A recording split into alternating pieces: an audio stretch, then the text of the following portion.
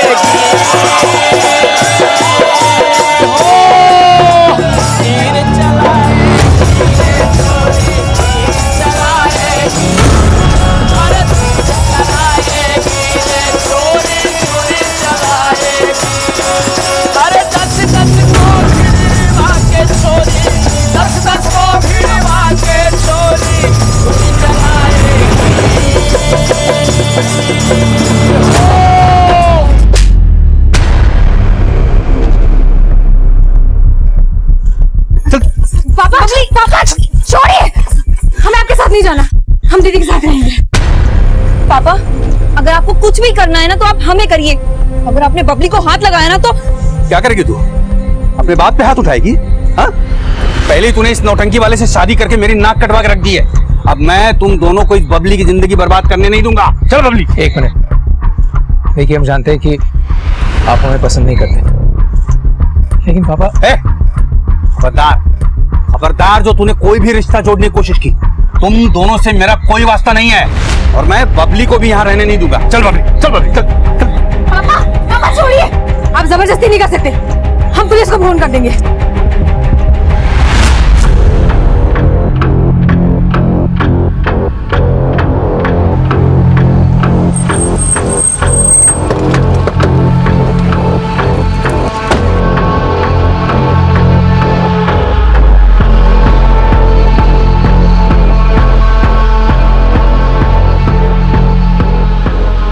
किसी ने बॉडी को काट काट के सूटकेस में भरा और फिर यहाँ डंप कर दिया। शायद चेहरा भी एसिड से जला दिया है ताकि इस औरत की पहचान ना हो सके, और ऐसी जगह इस बॉडी को लाके डंप किया गया जहाँ पर कोई भी सीसीटीवी नहीं। बॉडी को पोस्टमार्टम के लिए भेजो और आसपास सर्च करो, शायद कुछ मिले। सर 7 अगस्त 2017 को मुंबई पुलिस को एक अज्ञात महिला का कटा हुआ शव मिला। क्राइम सीन का मंजर बयां कर रहा था कि हत्या बहुत ही प्लानिंग और बेरहमी से की गई है। ये केस काफी चुनौतीपूर्ण था, इसलिए इसकी अगुवाई तुरंत मुंबई पुलिस क्राइम ब्रांच के सीनियर इंस्पेक्टर को सौंप दी गई।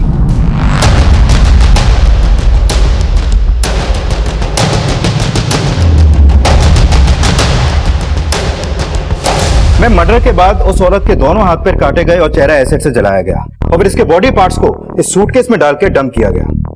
मैं सूटकेस में बॉडी पार्ट्स के अलावा एक हिंदी अखबार के कुछ टुकड़े मिले जो सूटकेस के साइड वाली चेन के अंदर थे। बॉडी से खून का रिसाव ज्यादा होने की वजह से अखबार पे खून के धब्बे तो आ गए, लेकिन अखबार का नाम और डेट वाला हिस्सा फटा हुआ है। ये सूटकेस जहाँ पे मिला वहां से कोई लीड नहीं मैम, वो जगह ही ऐसी है जहाँ पर कोई भी सीसीटीवी नहीं है, लेकिन वहाँ आने जाने वाले सभी रास्तों पर जहाँ जहाँ भी सीसीटीवी थे मैंने उन सबकी फुटेज चेक की, लेकिन कुछ भी सस्पिशियस नहीं मिला। अभी हम 7 अगस्त की मिसिंग रिपोर्ट चेक कर रहे हैं, हो सकता है कि उस औरत की पहचान का कोई लीड वहां से मिले। ये ताबीज भी उसी औरत का है? यस मैम, ये ताबीज उस औरत के लेफ्ट हैंड में बंधा हुआ था।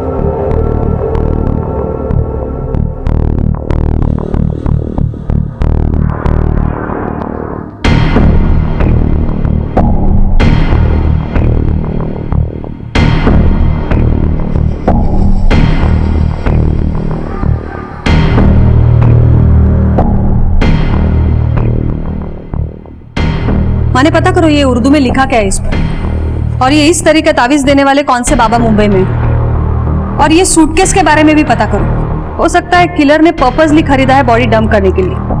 Okay ma'am.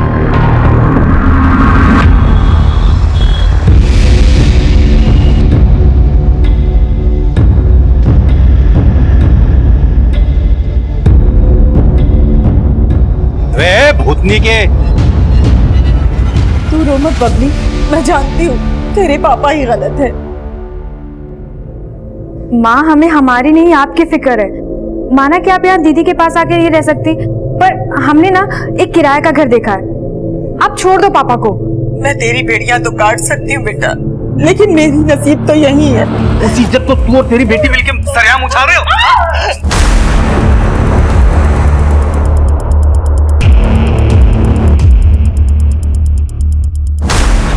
बबली, बबली कहाँ जा रही है? बबली, बबली, रुको हम देखते हैं। बबली,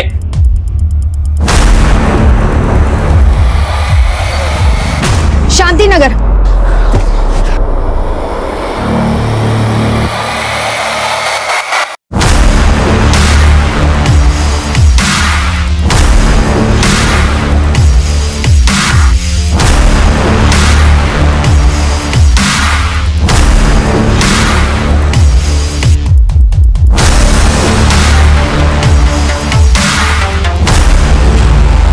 मुंबई और आसपास के इलाकों में ऐसी कोई भी मिसिंग कंप्लेंट दर्ज नहीं हुई है जो उस औरत से जुड़ी हो, जिसकी लाश हमें रेड सूटकेस में मिली थी। ये सूटकेस और तावीज के बारे में कुछ पता चला?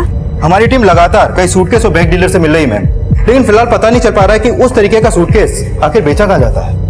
और मैम ताबीज के अंदर जो चिट हमें मिली थी उस पर उर्दू का कलमा लिखा हुआ था और कलमा के नीचे लिखा था। हो सकता है कि वो ताबीज उस औरत ने किसी पीर फकीर से खरीदा हो, इसलिए हम उस तरह के लोगों का पता लगवा रहे हैं जिनके पास वो ताबीज होगा। लेकिन मैम इस तरीके से भी इस औरत की पहचान का पता लगाना मुश्किल है, क्योंकि किलर ने इस औरत का चेहरा भी एसिड से जला दिया था। माने एक काम करते हैं, ये औरत के स्कल के अकॉर्डिंगली एक टेंटेटिव स्केच बनाते हैं उसका, और ये भी पता करते हैं कि वो कौन से अखबार के टुकड़े थे। Right ma'am. उसकी पहचान का फिलहाल कोई स्रोत नजर नहीं आ रहा था, पर मुंबई पुलिस पूरी मुस्तैदी से हर बारीक से बारीक सूचना जुटा के इस केस का वो सिरा ढूंढ रही थी जो उनको एक ऐसी दिशा दे सके जिससे विक्टिम और गुनाहगार दोनों तक पहुंचने में मदद मिल सके। क्या हुआ? नहीं लगा बबली का फोन? नहीं, बबली का फोन बंद आ रहा है। तो माँ को लगा कर देखो। हाँ।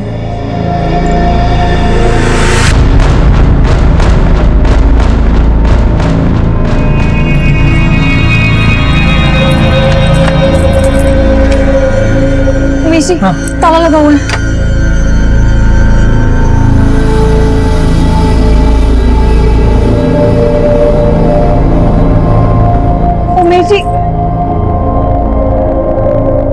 उमेश जी, फोन बार बार कट हो रहा है।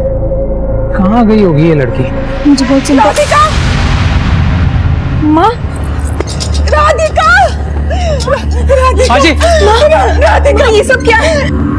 आज से ना तू राधिका से बात करेगी ना बबली से।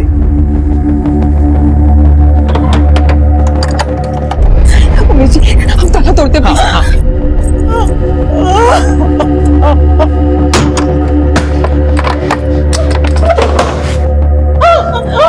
माँ, ये क्या हालत बना ली। आपको मैंने कितनी बार बोला है हमारे साथ चलो, हमारे साथ। आप यहाँ क्यों रह रही हो? आपको ऐसे क्यों लगता है कि आप अपनी बेटी के घर पे नहीं रह सकती? हम भी तो आपकी बेटी जैसे ही है ना। बेटा ही तो समझती हो बेटा, तभी तो राधिका और बबली की कोई चिंता नहीं है मुझे। लेकिन माँ, बबली कहाँ है? हम उसको ढूंढते हुए यहाँ हैं। बबली? बबली तो यहाँ नहीं आई। मैम कहना मुश्किल है कि वो स्केचेस इस औरत की शक्ल से कितना परसेंट तक मैच होंगे। माने something is better than nothing. कदम, एक काम कर, ये सारे स्केचेस हर एक थाने में सर्कुलेट करवा। हो सकता है इससे उस औरत के पहचान की कोई ना कोई लीड तो जरूर मिलेगी। जी मैम। ये लो। मैम जो अखबार के टुकड़े हमें उस रेड सूटकेस में मिले थे, मैंने उनके बारे में पता किया। ये देखिए मैम, वो अखबार के टुकड़े दैनिक आकलन नाम के अखबार का, जो यूपी के बागपत जिला का लोकल न्यूज़पेपर है। ये अखबार मुंबई या महाराष्ट्र में कहीं भी डिस्ट्रीब्यूट नहीं होता। इसकी रेंज सिर्फ वेस्टर्न यूपी की है। इसका मतलब है वो औरत या फिर उसका किलर, किसी का ना किसी का कनेक्शन तो बागपत या वेस्टर्न यूपी के साथ हो सकता है। ये अखबार कौन से डेट का है? 4 अगस्त का। और वो लाश हमें रेड सूटकेस में मिली है 7 अगस्त को। मैंने अच्छे से पता किया कि इस तरीके का रेड सूटकेस मुंबई या महाराष्ट्र में ना तो कहीं पर बनता है और ना ही कहीं बिकता है। इसका मतलब है हो सकता है ये सूटकेस भी शायद यूपी से खरीदा गया हो। माने पूरे चांसेस है वो औरत या फिर उसका किलर, किसी का तो कनेक्शन यूपी के साथ है। ये न्यूज़पेपर 4 अगस्त का है। इसका मतलब है 4 अगस्त से 7 अगस्त के बीच यूपी से बंबई कोई ना कोई जरूर आया था। एक काम करो, रेलवे स्टेशन के सारे सीसीटीवी फुटेज चेक करो जहां पे यूपी की सारी गाड़ी आके रुकती है। कोई ना कोई तो रेड सूटकेस के साथ कैप्चर हुआ होगा।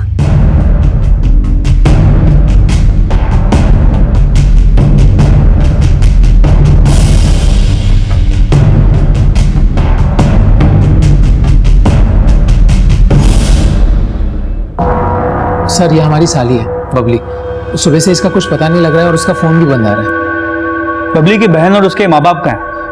सर बबली के माँ बाप ना शांति नगर में रहते हैं और बबली जो है वो हमारे साथ, मतलब हमारे और हमारी पत्नी के साथ हमारे घर पर ही रहती है।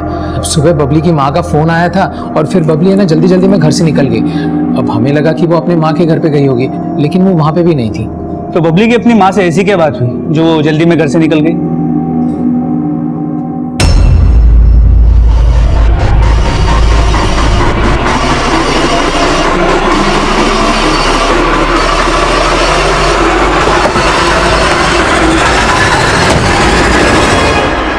तो जब आप अपनी बेटी बबली से फोन पे बात कर रही थी तो आपके पति ने पहले आपका फोन छीना, फिर आपको मारा और फिर आपको घर में बंद करके चले गए।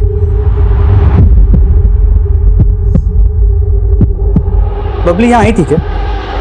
शायद आई होगी, लेकिन बाहर से ताला बंद देख करके वो वापस चली गई होगी। आपके पति अभी कहाँ होंगे? सर कुछ पता नहीं लग पा रहा है। हम उन्हें फोन कर रहे हैं लेकिन वो हमारा फोन काट रहे हैं। क्या आपको लगता है कि वो जानते हैं कि बबली कहाँ है और इसीलिए आप लोगों का फोन कट कर रहा है? सर कुछ समझ नहीं आ रहा है ऐसा। आपके पिताजी का फोन नंबर दीजिए। 4446377। पता करो इसका पति ओमी अभी कहाँ है। पड़ोसियों से पूछो, देखो उन्होंने बबली को यहाँ आते हुए देखा था। तो बबली के कॉल रिकॉर्ड्स निकालो, पता करो जब उसका फोन स्विच ऑफ हो रहा था उसकी आखिरी लोकेशन क्या थी। सर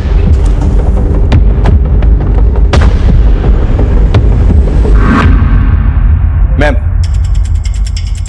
उस औरत की पोस्टमार्टम रिपोर्ट जिसकी लाश हमें रेड सूटकेस में मिली थी, इस रिपोर्ट के मुताबिक उसकी हत्या 6 अगस्त की रात गला घोंट के की गई और हत्या के बाद उसकी डेड बॉडी को काटा गया। मैम इस रिपोर्ट के मुताबिक उस औरत की उम्र 20 से 25 साल के बीच की होगी, लेकिन मैम उन टेंटेटिव स्केचेस से भी उस औरत की पहचान का कोई लीड नहीं मिल पा रहा और न ही रेलवे स्टेशन की सीसीटीवी से कोई फुटेज मिला। माने ये औरत या फिर उसका किलर, इसकी लीड तो हमें बागपत में मिलेगी जहां ये दैनिक आकलन नाम का अखबार छपा। ये रेड सूटकेस और उस औरत के बाजू पे बांधा गया ताबीज, दोनों शायद वहीं से खरीदे गए हो। बागपत चलने की तैयारी करो। Okay ma'am. Excuse me. Hello,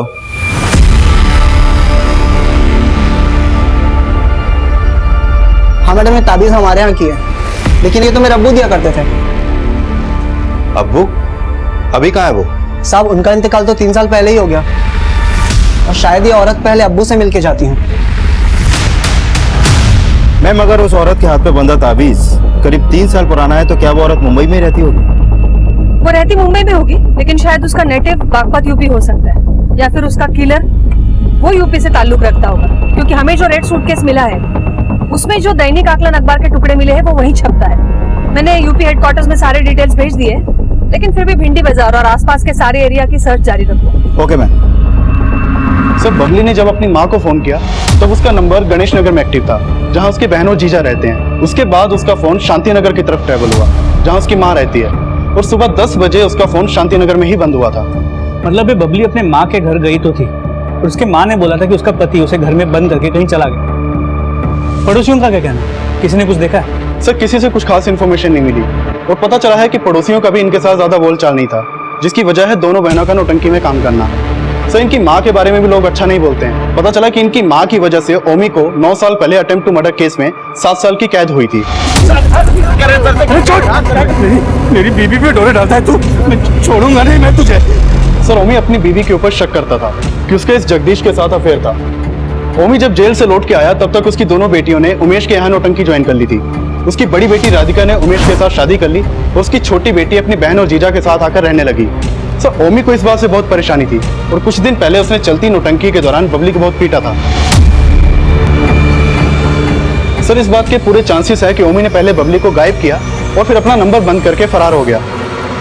मुमकिन है कि इस ओमी ने ही बबली को गायब किया, लेकिन जिस प्रोफेशन में बबली है उस पर बुरी नजर रखने वाले लोग कम नहीं होंगे। पर यह भी हो सकता है कि बबली का कोई बॉयफ्रेंड, किसी के साथ कोई चक्कर। सर बबली के कॉल रिकॉर्ड से तो ऐसा कुछ सामने नहीं आया, और ना ही बबली की बहन और जीजा ने ऐसा कुछ बताया कि उसका किसी से अफेयर हो सकता है। सर बबली के गायब होने का कनेक्शन ओमी के गायब होने से जुड़ा हो सकता है। एक तरफ जहां मुंबई पुलिस एक रेड सूटकेस में मिली एक अज्ञात महिला की पहचान करने की कोशिश कर रही थी, वहीं दूसरी तरफ यूपी के बागपत की एक लोकल डांसर बबली की गुमशुदगी का केस सामने आया था। लेकिन क्या इन दोनों केसेस का आपस में कोई कनेक्शन था?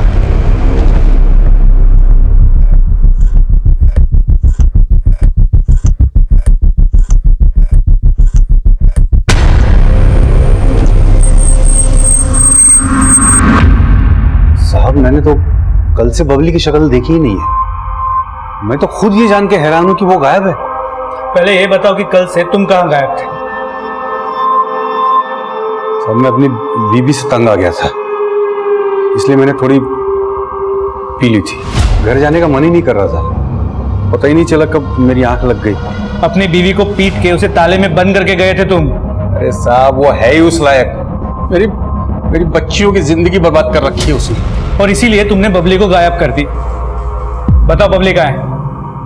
नहीं साहब मुझे नहीं मालूम कहाँ है। मेरा भरोसा कीजिए, मुझे सच में नहीं मालूम कहाँ है, कसम से। तुम इतनी आसानी से तो नहीं मानो।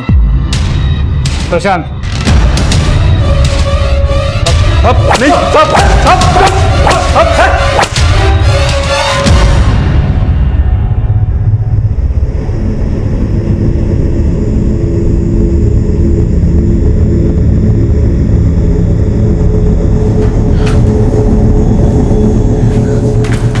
उमेश जी, बबली का कुछ पता चला?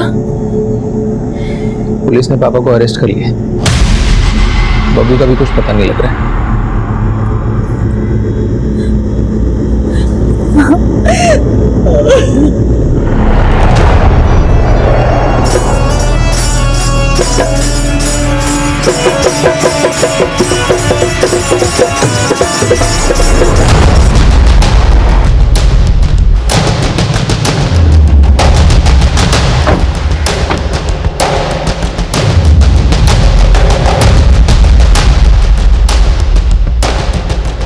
आपका फोन आने के बाद से ही हमने उस औरत को ढूंढना शुरू कर दिया था जिसका टेंटेटिव स्केच आप लोगों ने बनवाया है, लेकिन अब तक हमें कोई क्लू नहीं मिला है।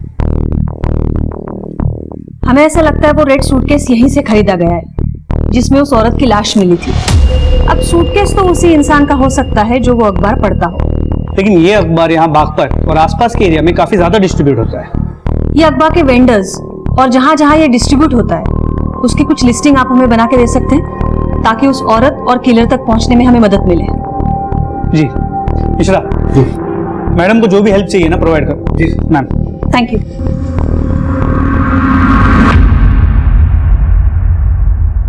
सर मैंने ओमी के कॉल रिकॉर्ड चेक किए। ओमी का फोन कल शाम तक शांति नगर में ही एक्टिव था। तो बबली का फोन कल सुबह 10 बजे यही बंद हुआ। सर ओमी ने ही बबली को गायब किया, ऐसा कोई लीड तो नहीं मिला, और ओमी के कॉल रिकॉर्ड में भी कुछ सस्पिशियस नहीं मिला, और उसे काफी तोड़ा लेकिन वो उगला नहीं। 7 साल अंदर रह के आया है, इतनी आसानी से मुंह नहीं खोलेगा, पर उसे इस तरह छोड़ भी नहीं सकते। Hello, okay sir, constable Tiwari को एक इन्फॉर्मेशन मिली है। बबली को कल सुबह अपनी बहन के घर के पास एक ऑटो में बैठते देखा गया था।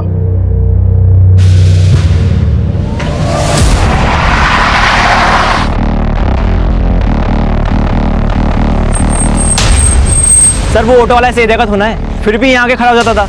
कई बार बोला कि उसको यहाँ ऑटो ना लगाया करे तो मार झिट करने लगा। बड़ा दबंग है सर, और बबली की हर नौटंकी में जाके उसका वीडियो बना के देखता है वो। और हाँ साहब, कल बबली उसके ऑटो में भी गई थी, कल से वो दिखाई नहीं दिया यहाँ पर। तुम इसे इतना जानते हो तो तुम्हारे पास उसका फोन नंबर होगा। सर उससे बात करने में डर लगता है, बड़ा दबंग है वो। अच्छा, उसके ऑटो का नंबर पता है? हाँ साहब। बागपत पुलिस जल्द ही उस ऑटो वाले का पता करने में जुट गई। वहीं मुंबई पुलिस उस अज्ञात औरत की पहचान और उसके कातिल तक पहुंचने के लिए अब यूपी के बागपत में मुंबई मर्डर केस के सिरे ढूंढ रही थी। और इस बीच बागपत पुलिस को उस ऑटो वाले का पता चला जिसमें बबली को सवारी करते हुए देखा गया था। प्लीज हमें जाने दीजिए। लगता है इस गाने पर नाचते नाचते तू थक गई। एक काम करते, दूसरा गाना लगाते, इस पर बड़ा मजा आएगा।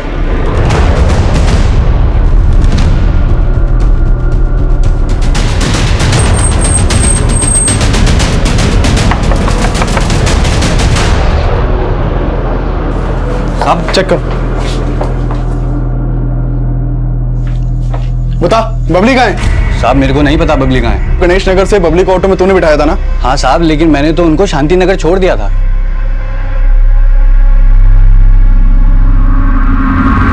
तो आज सुबह से घर से बाहर क्यों नहीं निकला? वो साहब आज तबीयत थोड़ा खराब है साहब। तबीयत खराब है या नाटक कर रहा है? नहीं साहब, सच में तबीयत खराब है आज। देखो प्रशांत, एक ऑटो वाले की बात पे इतनी आसानी से विश्वास नहीं कर सकते। हो सकता है कि वो हमसे कुछ छुपा रहा हो और बबली को उसी ने गायब किया हो। इस ऑटो वाले की कल की सभी एक्टिविटीज के बारे में पता करो। Okay sir. और बबली जिस प्रोफेशन में है उस पर बहुत लोग फिदा होते होंगे, तो हो सकता है कि ऑटो वाले के अलावा कोई और भी हो जिसने उसे गायब किया हो। हर पॉसिबिलिटी के बारे में चेक करो। Okay sir. ठीक है मैडम, यहाँ बागपत में जहां जहां दैनिक आकलन डिस्ट्रीब्यूट होता है ये उसकी लिस्टिंग है। बाकी एरिया की लिस्टिंग आनी बाकी है, तब तक हम लोग यहीं पे डोर टू डोर जाके पूछताछ कर सकते हैं। सर इस लिस्ट में ओमी का एड्रेस है सर। उसके घर पे भी रोज दैनिक आकलन अखबार आता है। ओमी? ये ओमी कौन है? ये ओमी अपनी बेटी बबली के किडनैपिंग केस में एक सस्पेक्ट है। बबली यानी वही लड़की जिसके बारे में अभी आप फोन पर बात कर रहे थे? जी, ये बबली यहाँ की एक लोकल डांसर है।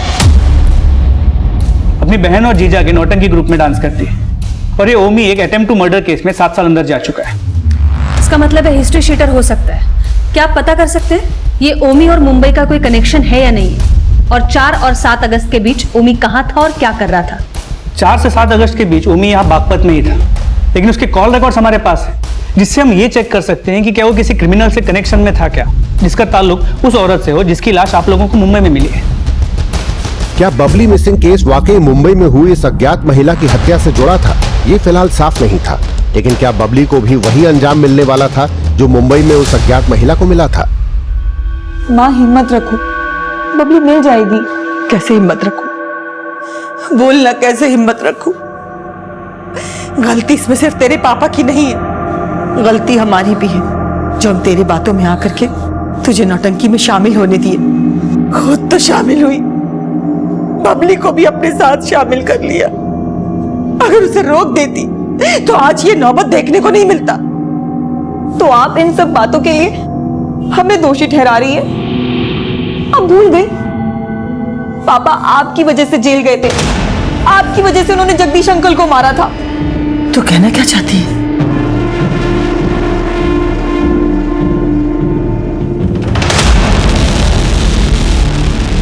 हाँ सर, ये आदमी हमारी नौटंकी देखने आता था। क्या आपको इसके खिलाफ कुछ मिला? फिलहाल तो इसके खिलाफ कुछ नहीं मिला, लेकिन इसके जैसे तो और भी बहुत लोग होते होंगे जिनकी बबली पे बुरी नजर। आपको किसी पे कोई शक है? सर आप तो जानते हैं ना कि हमारी नौटंकी देखने कैसे कैसे लोग आते हैं, और फिर बबली का डांस देखकर वहीं पर कुछ गलत सलत भी बोल देते थे। कुछ लोग तो उसको छूने के लिए स्टेज पर चढ़ जाया करते थे। आप लोग अपनी नौटंकी को रिकॉर्ड करते हैं क्या? हाँ सर। तो पिछले दिनों में बबली की जो परफॉर्मेंसेस थी उसकी रिकॉर्डिंग्स हमें दिखाई। ठीक है सर।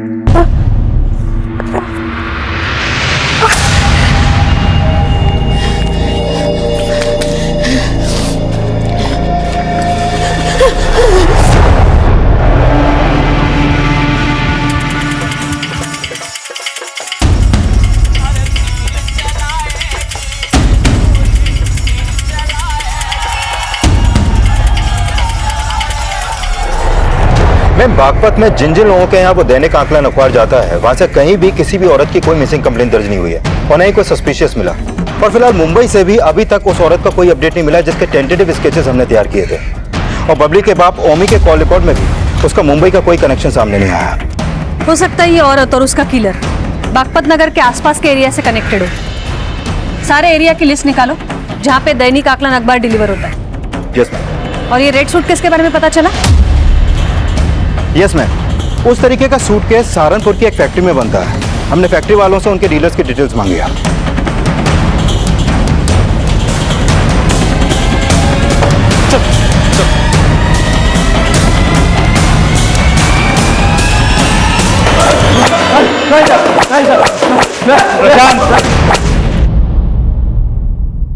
तुम में से जिसने भी बबली को मारा है या अगर कोई भी जानता है कि बबली को किसने मारा है, अभी के अभी बता दो, वरना बहुत तकलीफ होगी। प्रशांत मारो। बबली के दोषियों तक पहुंचने के लिए बागपत पुलिस कोई कसर नहीं छोड़ रही थी। वहीं मुंबई पुलिस भी उस अज्ञात महिला की पहचान पता करने के लिए पुरजोर कोशिश कर रही थी, लेकिन दोनों ही केसेस में फिलहाल कोई सफलता मिलती नजर नहीं आ रही थी। विनीता, अब क्या जिंदगी भर अपनी बेटी के घर में ही रहने का इरादा है क्या? हाँ, पति ने तो कुछ किया नहीं तो क्या करेगी बेचारी? बेटा, अपनी माँ के गिरेबान में झांक के देखा होता ना तो तुझे पता चलता कि गलती किसकी है। वैसे गलती तेरी भी नहीं है, तू तो अपने माँ के नक्शे कदम पे चल रही है ना। लेकिन बता रहा हूं, बबली का दोषी मैं अकेला नहीं हूं। तुम सब बबली के दोषी हो, तुम सब। घरियाली आंसू बहाने से कोई सच्चा इंसान नहीं बन जाता। तुम कल भी मेरी नजरों में दोषी थे और आज भी दोषी हो। पुलिस को तो बेवकूफ बना सकती हो, लेकिन मुझे नहीं। बता, बबली के साथ क्या किया तूने? नौटंकी वाले की सास बन के बहुत अच्छी नौटंकी करने लगे है तू।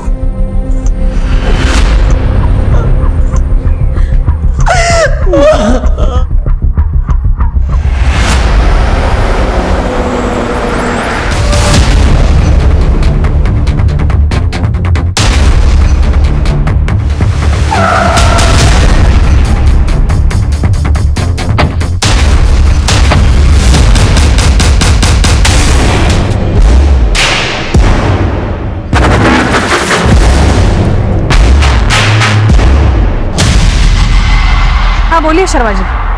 मैम, बागपत से करीब 25 किलोमीटर दूर यहाँ बड़ौत में एक लड़की की लाश मिली है। बॉडी के टुकड़े कर दिए गए पर चेहरे पे तेजाब डाल दिया गया, पर बॉडी को उसी तरह की लाल सूटकेस में डाल के डंप किया गया है जिस तरह के लाल सूटकेस में आपको मुंबई में लाश मिली थी। What? वो लाश किस लड़की की है? हमें लगता है कि ये लाश बबली की हो सकती है। हम उसके माँ बाप को बुला रहे हैं बॉडी की शिनाख्त करने के लिए।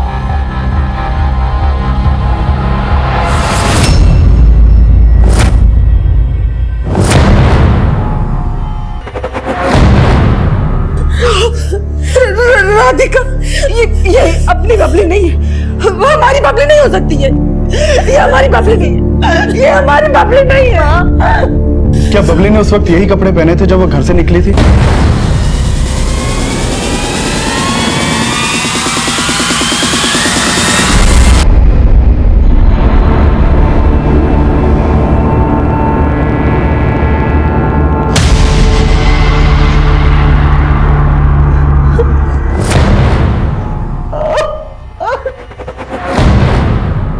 दोनों मर्डर्स का मोडस ऑपरेंडी सेम है। जो लाश हमें 7 अगस्त को मुंबई में मिली थी उसे भी इसी तरह काट काट कर रेड सूटकेस में भरा गया था और उसका चेहरा एसिड से जलाया गया था।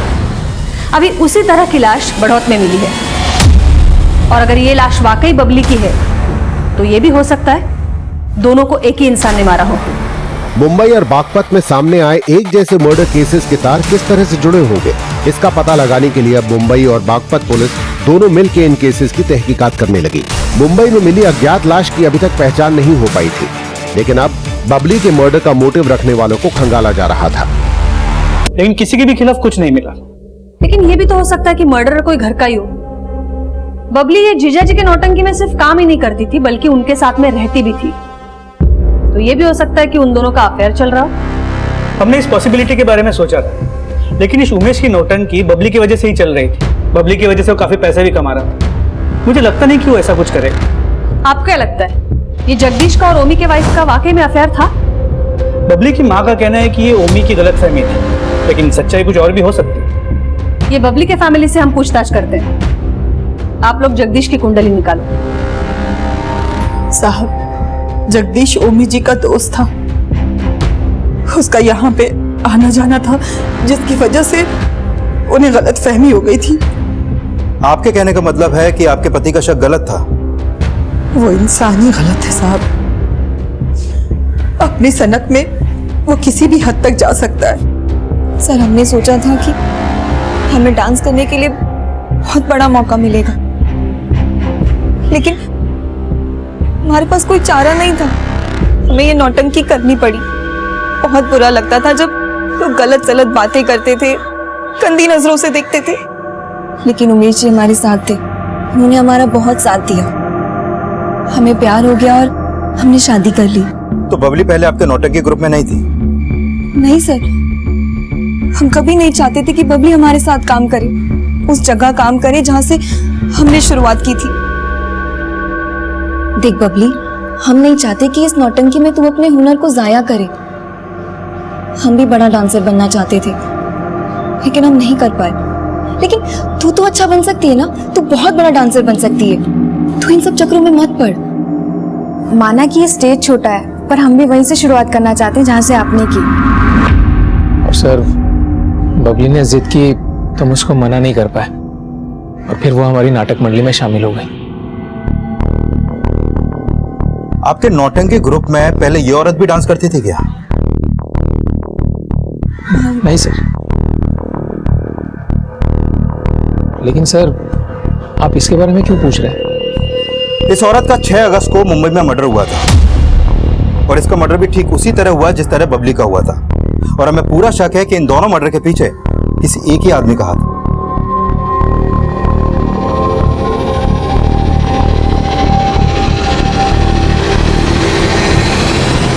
नहीं सर, ऐसी किसी औरत को मैं नहीं जानता सर, और ना ही बबली की हत्या से मेरा कोई लेना देना है।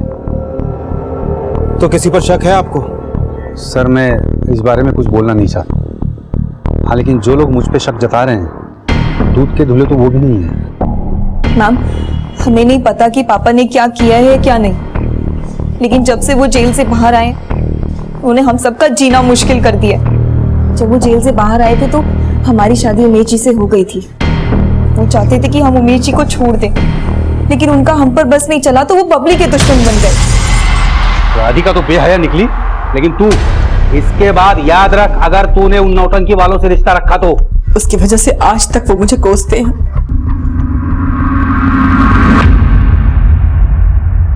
जगदीश के कॉल रिकॉर्ड्स और बाकी डिटेल्स को चेक किया। लगता नहीं कि इन दोनों मर्डर्स में वो इन्वॉल्व है, और उसके जानने वालों को उस औरत का टेंटेटिव स्केच भी दिखा, लेकिन जगदीश का उस औरत के साथ कोई कनेक्शन नहीं मिला। ये औरत का बागपत के साथ तो जरूर कोई कनेक्शन है। ये उमेश, बबली का जीजा, काफी सालों से नौटंकी चलाता है। इसके नौटंकी की हिस्ट्री खंगालो। माने एक काम करा, ये उमेश की एक तस्वीर मुंबई पुलिस भेजो, वहां कभी ना कभी तो गया होगा नौटंकी करने के लिए, और उन सारी जगहों पर भेजो जहां जहां उसे नौटंकी करने के लिए बुलाया गया। सब जगह पूछताछ करो।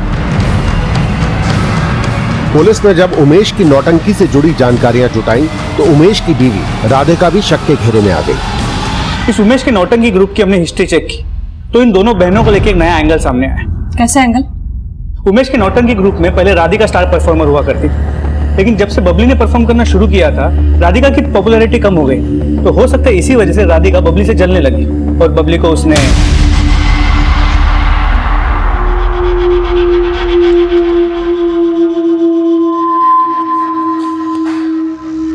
क्या सोच रही हो?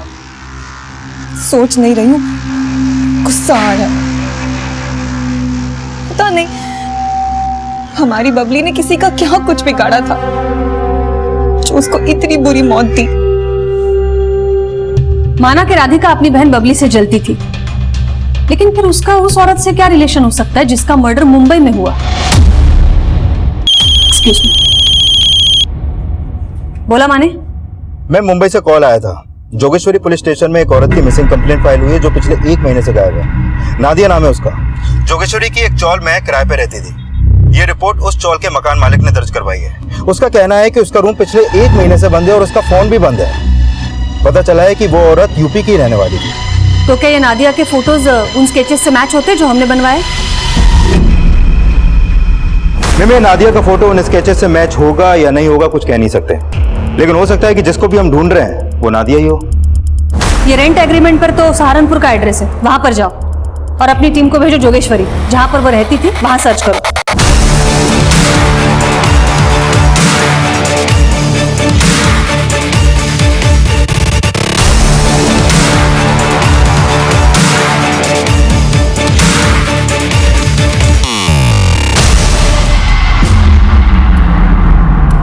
एक काम करा, वो ब्लड ट्रेसेस की जांच करा। 1 महीने पहले रेड सूटकेस में जिस औरत की लाश मिली थी उसका ब्लड और ये ब्लड ट्रेसेस मैच होते हैं या नहीं देखो। और उस औरत की सारी खबर चाहिए मुझे, उसके घर किसका आना जाना है, किसका उठना बैठना है, सब कुछ।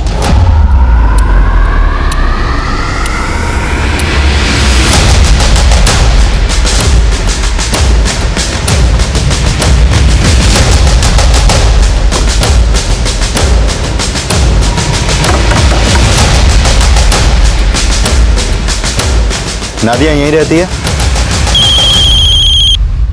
बोला माने। मैम, नादिया के घर वालों से एक हैरान करने वाली बात पता चली है। कई सालों पहले नादिया अपने घर से भाग गई थी, फिर उसने उमेश का नौटंकी ग्रुप ज्वाइन किया और उसी नौटंकी में नाचना शुरू कर दिया।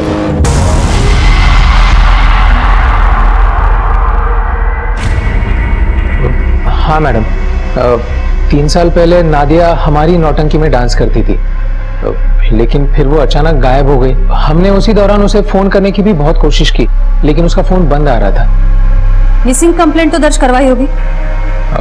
नहीं मैडम, हमें ऐसा लगा कि उसके घर वाले उसे जबरदस्ती लेके गए होंगे, और फिर नादिया के घर वालों को उसका नौटंकी में डांस करना बिल्कुल पसंद नहीं था।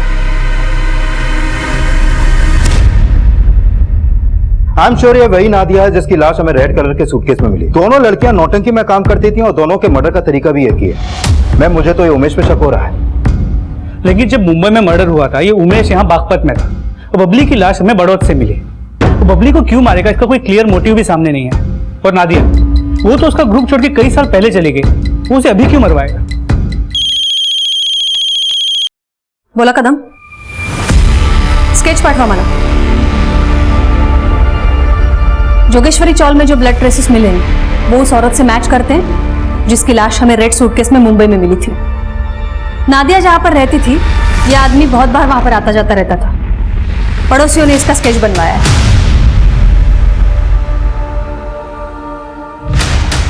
इस आदमी को कहीं देखा देखा सा लग रहा है। एक मिनट, मुझे लगता है मैंने इसे नौटंकी की वीडियो में कहीं देखा है।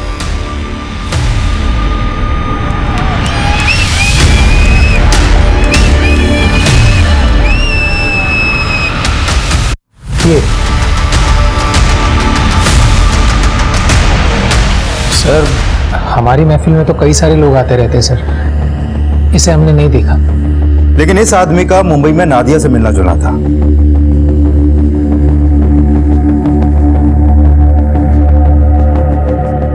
सर, इस आदमी ने एक दिन बबली के साथ बदतमीजी की थी स्टेज पर। उमेश जी, आप ध्यान से देखिए ना, बात कीजिए। मैम, राधिका उस आदमी को अच्छे से जानती है। उसका कहना है कि वो नादिया को जानता था और बबली के डांस परफॉर्मेंस में भी मौजूद था। मैम, हो सकता है कि वो राधिका का भी डांस देखने आता हो। कहीं ऐसा तो नहीं कि राधिका से उसका कोई कनेक्शन हो? अब वो खुद ही सब कुछ बताएगा। उसका लुकआउट नोटिस जारी करो और ये राधिका और उमेश दोनों पर नजर रखो।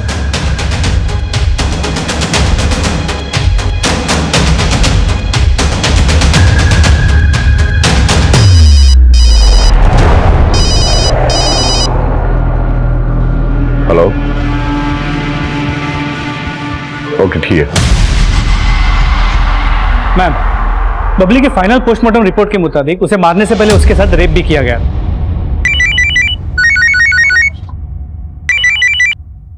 हेलो,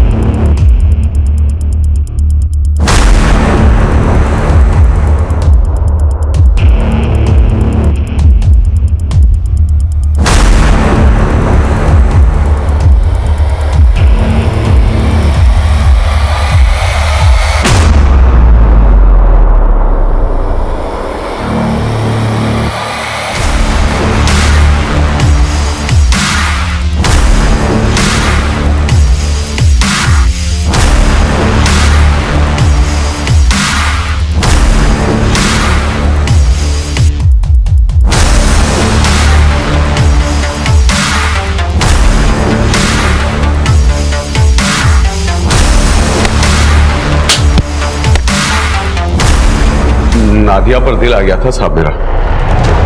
उसको मुंबई जाना था, खुद ही आ गई साहब वो मेरे साथ। मैं उसको मुंबई लेकर गया, सवा चौल में उसको घर लेकर भी दिया, लेकिन सब 3 साल से दिमाग खराब कर रखा था कि मुझसे शादी करो, मुझसे शादी करो। साहब इस बार मुंबई गया तो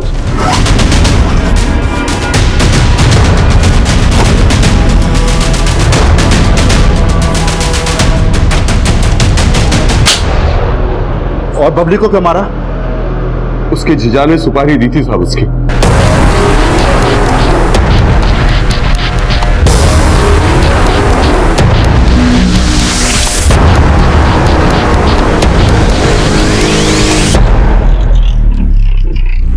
मैडम, राधिका से पहले हमने दिल्ली में एक लड़की से शादी की थी। राधिका को इस शादी के बारे में नहीं पता था, लेकिन फिर एक दिन बबली ने हमें हमारी पहली पत्नी के साथ देख लिया। हमारे दिल में डर बना रहता था कि वो कहीं राधिका को सब कुछ ना बता दे। ऐसे में फिर हमें बाबू का ख्याल आया। बाबू की नादिया की तरह ही बबली पर बुरी नजर थी। फिर हमने बाबू को पैसे दिए बबली को मारने के लिए।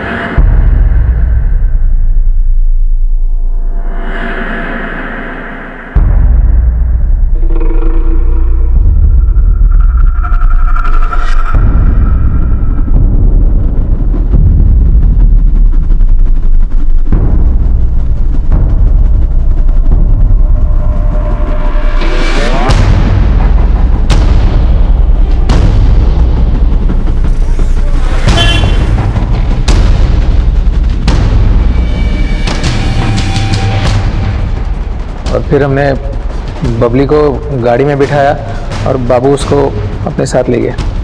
प्लीज हमें जाने दीजिए। लगता है इस गाने पर नाचते नाचते बोर हो गई है। गाना चेंज करते हैं, ये नाचने में मजा आएगा। प्लीज प्लीज हमें जाने दीजिए। नाचती है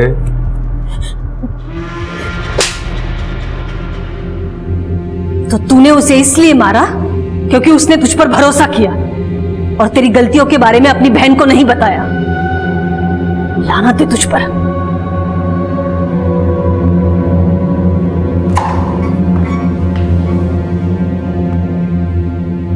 जिन्होंने हमें पहले ही अंधेरे में रखा हुआ हो, उन्हें सुधरने का मौका देते वक्त इतना सतर्क जरूर रहना चाहिए कि धोखा देने वाला अक्सर दूसरा मौका भी धोखा देने के लिए ही मांगता है। देखते हैं हमारे आज के एपिसोड की दूसरी कहानी।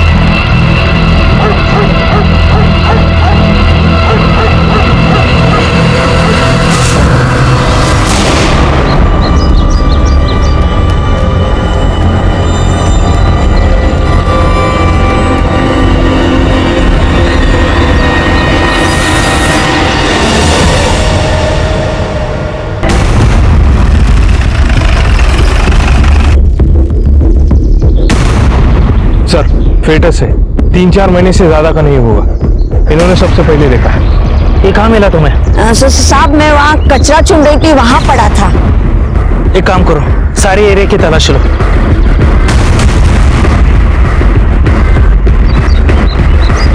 रामले, एक और मिला है। सर, तकरीबन 12 फेटस है। एक काम करो, सारे फेटस लैब में टेस्टिंग के लिए भेज दो। Okay sir. तुम हमेशा यहाँ कचरा जमा करने के लिए आते हो? हाँ साहब जी। यहाँ पे कभी भी किसी को आते हुए देखा है या कुछ फेंकते हुए देखा है? साहब जी मैंने कभी ध्यान नहीं दिया। सर, शुगर फैक्ट्री के आगे नदी के पास हमें 12 फिटसेस मिले हैं सर। लैब में भेजे? हाँ सर, उनके रिपोर्ट्स भी आ गए हैं। उनमें से 8 फिटसेस टोटली डिकम्पोज है सर। कुछ पता नहीं चल रहा है। 4 फिटसेस लड़कियों के हैं, 3 फिटसेस कुछ दिन पुराने हैं और 1 फिटस जो कि 4 महीने का है बिल्कुल फ्रेश है सर। डॉक्टर्स का कहना है कि ज्यादा से ज्यादा 2 या 3 दिन पहले उन्हें अबॉर्ट किया गया है। जहाँ जहाँ ये फीटस मिले हैं उसके आसपास के एरिया में पता करो जितने भी छोटे बड़े हॉस्पिटल्स हैं किस किस में मैटरनिटी वार्ड है और ये पता करो कि कितनी औरतों ने अब तक एबॉर्शन करवाया है। Okay sir.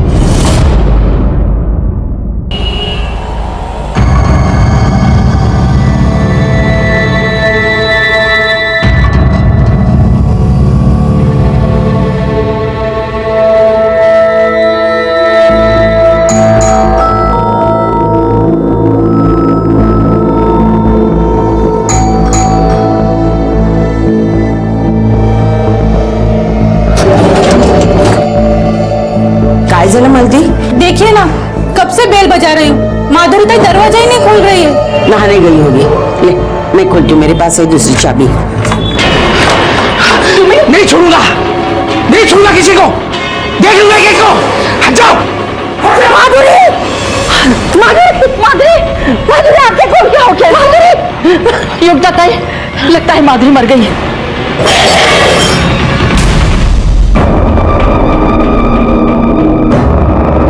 बड़े साहब, बड़े साहब, बड़े साहब कहाँ है? बड़े साहब, एक मिनट, बात क्या है? मैं इससे उरी से बात करूंगा, बताओ कहाँ है वो? क्या हुआ बड़े साहब? हो रहे बड़े साहब, क्या साहब? साहब उन्होंने मेरी बेटी को मार डाला साहब। क्या हुआ कि खून कैसे लग गया? उन्होंने मेरी बेटी को मार डाला साहब। किन्होंने? उसके ससुराल वालों ने साहब। कहाँ हुआ ये सब? ये पास में नालंदा बिल्डिंग है उसमें।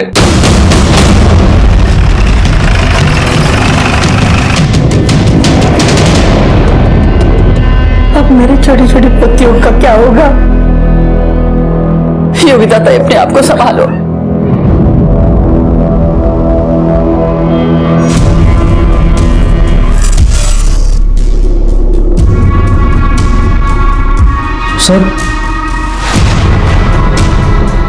सर मेरे ससुर ने ही मेरे बेबी की जान ली है। अरेस्ट कीजिए उन्हें। एक बाप ने पुलिस के पास आकर गुहार लगाई कि उसकी बेटी को उसके ससुराल वालों ने जान से मार दिया, लेकिन पति का कहना कुछ और ही था। वो अपने ससुर को ही कातिल ठहरा रहा था। अब ये पुलिस को तय करना था कि इन दोनों में कौन सच्चा था और कौन झूठा। और ये औरत जो मरी थी, आखिर उसकी कहानी क्या थी? बॉडी को सबसे पहले किसने देखा? मेरी आई, अंजू आंटी और हमारी मेड चंद्रकला। देखिए मैं समझ सकता हूँ इस वक्त आप पर क्या बीत रही होगी, लेकिन जरा डिटेल में बताइए एग्जैक्टली हुआ क्या था। मैं अपनी पोतियों के नाम पे अभिषेक करवाने के लिए सुबह सुबह ही मंदिर चली गई थी। वापस आए देखा तो चंद्रकला बेल बजा रही थी। कह रही थी कि कोई दरवाजा नहीं खुल रहा है। मुझे लगा माधुरी नहाने गई हो, इसलिए मैंने अपनी दूसरी चाबी से दरवाजा खोलने को ही हुई तो माधुरी के पिताजी प्रदीप अंदर से उन्होंने दरवाजा खोला और कहने लगे कि नहीं छूना किसी को, देख लूंगा किसको, और भाग गए। मैं घबरा कर अंदर आई तो देखा तो मेरी बच्ची माधुरी मरी हुई पड़ी थी। साहब सवेरे करीब 8 साढ़े 8 बजे मैं और योगिता ताई मंदिर गए थे। वहाँ अभिषेक में हम लोगों को थोड़ा समय लगा। घर से निकलते हुए माधुरी के पिताजी को हमने भी देखा। हाँ साहब मैं भी देखी। मेरे को तो मालूम ही नहीं कि माधुरी ताई को मारकर अंदर उसका बाप बैठा है। इनके पिता इनको क्यों मारेंगे? मुझे नहीं पता सर, माधुरी ने मुझे कुछ नहीं बताया। ये लीजिए। ये सब काम तुम क्यों कर रही हो? बस बड़े बड़े बोर हो गई थी, बाकी कुछ नहीं। देखो तुम बहुत वीक हो चुके हो। आज मैं ऑफिस नहीं जाता। चलो डॉक्टर के पास चलते हैं। नहीं तुम मुझे ऑफिस लग, मैं ठीक हूँ, बस थोड़ी सी वीकनेस है और कुछ नहीं है। श्योर? ये सर आप जाइए। ख्याल रखना अपना। मैंने कभी सोचा भी नहीं था कि मैं अपने माधुरी को आखिरी बार जिंदा देख रहा हूँ। आ जाओ। सर देखिए, टेबल के पास भी खून पड़ा हुआ है और टेबल की नोक पर भी खून लगा हुआ है। फॉरेंसिक टीम को बुलाओ और बिल्डिंग का सीसीटीवी फुटेज चेक करो। देखो परिवार के अलावा कोई और यहाँ आया था कि नहीं। Okay sir.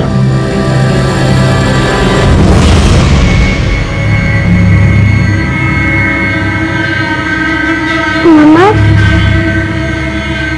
क्या हुआ मम्मा को? ऐसे खून है क्या मम्मा? वो पापा वो खून मम्मा को चोट लगी है बेटा। हाँ वो ठीक हो जाएगी, उसे डॉक्टर के पास ले जा रहे हैं। चंद्रकला मम्मा ठीक हो जाएगी। आजी आई ऐसे हिटी क्यों है? आजी बताओ ना क्या हुआ? आजी बोलो ना प्लीज। चंद्रकला इसे अंदर लेके जाओ।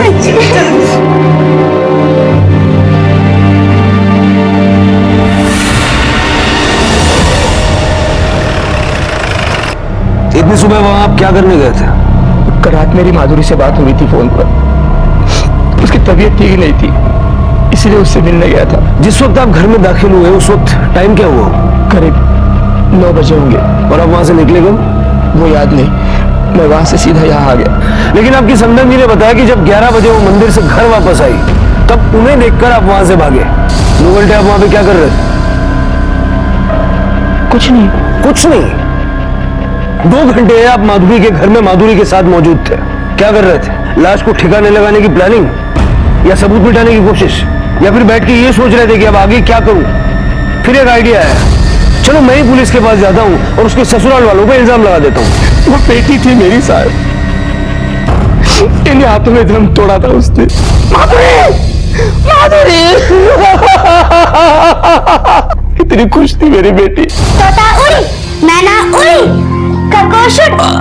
अरे नहीं, चीटिंग ऐसा नहीं होता।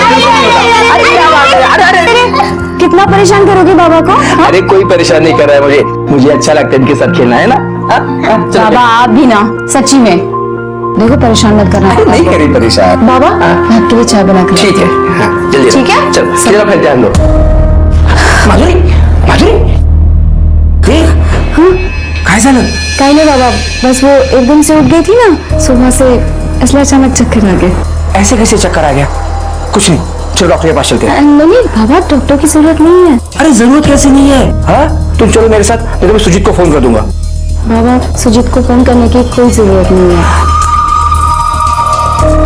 बाबा, इन दोनों का भाई आने वाला है। तुम्हें कैसे पता इनका भाई आने वाला है? मैंने टेस्ट करवाया बाबा, इस बार बेटा ही होगा। साहब, माधुरी को लगा था कि अगर वो मुझे नहीं बताएगी तो मुझे पता नहीं चलेगा, लेकिन उसका चेहरा देखकर मुझे पता चल गया कि कुछ तो है। आपने माधुरी के बच्चे का लिंग परीक्षण करवाया था, वो उसी ने करवाया था। उसकी पहली 2 बेटियां हैं और इस बार उसे बेटा चाहिए था, और बेटा ही होने वाला था। इसे स्वप्न पूर्ण और तो साहब, आज सुबह आपकी माधुरी के साथ किसी बात को लेकर कोई कहा सुनी हुई? ठीक है सर, ये अपना कस्टडी में बैठे हो साहब। चलिए। सब मैंने क्या किया है साहब? माधुरी की लाश के बाद सिर्फ आप मौजूद थे, इसलिए जब तक ये केस सॉल्व नहीं हो जाता हमारे साथ कोऑपरेट कीजिए। मेरी बात मानिए साहब। चलिए।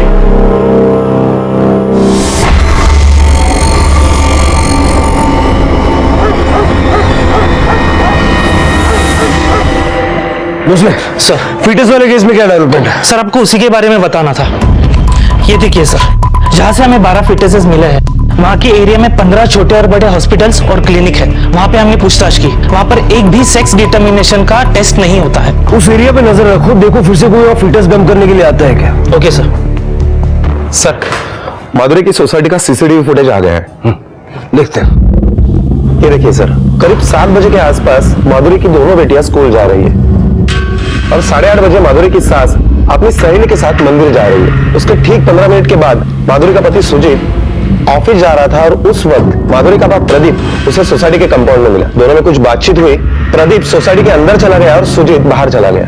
फिर 2 घंटे के बाद माधुरी की सास अपनी सहेली के साथ मंदिर से वापस आ गई और 5 मिनट के बाद माधुरी का बाप प्रदीप खून से लथपथ सोसाइटी के बाहर जा रहा है और 15 मिनट के बाद माधुरी का पति सुजीत सोसाइटी में आ गया। सर, हमने इंक्वायरी की तब पता चला है कि उन 2 घंटों के बीच में प्रदीप के अलावा कोई भी शख्स उनके घर पर नहीं गया था। मतलब सुजीत और योगिता के जाने के बाद प्रदीप माधुरी से मिलने आया और लगभग 2 घंटे वहीं पर था। सर, प्रदीप को देखकर लगता है कि वो अपनी बेटी से काफी प्यार करता है, भला वो उसे क्यों मारेगा? जादव कभी कभी जैसा दिखता है वैसा होता नहीं। हो सकता है कि बाप बेटी में किसी बात को लेकर कहा सुनी हो गई हो। प्रदीप ने माधुरी को धक्का दिया और उसका सर उस टेबल के कोने से जा टकराया। एक्सीडेंटल डेथ हो सकता है सर, या ये भी हो सकता है कि प्रदीप ने जानबूझकर माधुरी को धक्का दिया जिसमें उसकी मौत हो गई। हो तो ये भी सकता है। पोस्टमार्टम रिपोर्ट आ गई? नहीं सर, आज शाम तक आ जाएगी।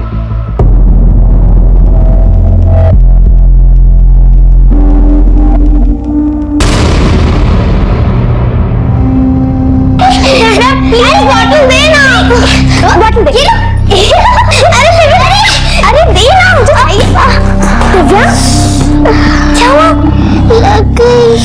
आई दिव्या, क्या हुआ?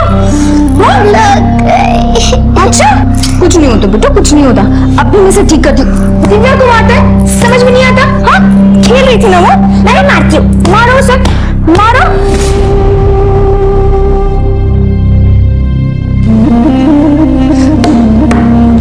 दिव्या, क्या कर रही है? टेबल को क्यों मार रही है? इस टेबल की वजह से मम्मी हॉस्पिटल में गई है, इसलिए मार रही हूँ। नहीं दिव्या,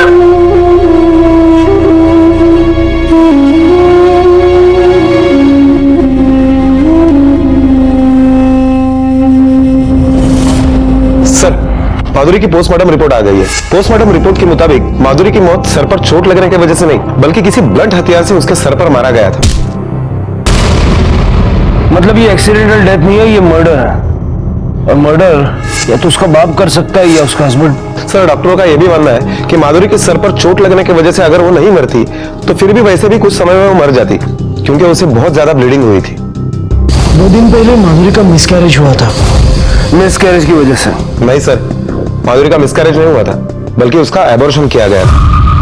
अबॉर्शन? लेकिन उसके पति ने तो कहा कि उसका मिसकैरेज हुआ था। प्रदीप को बुलाओ।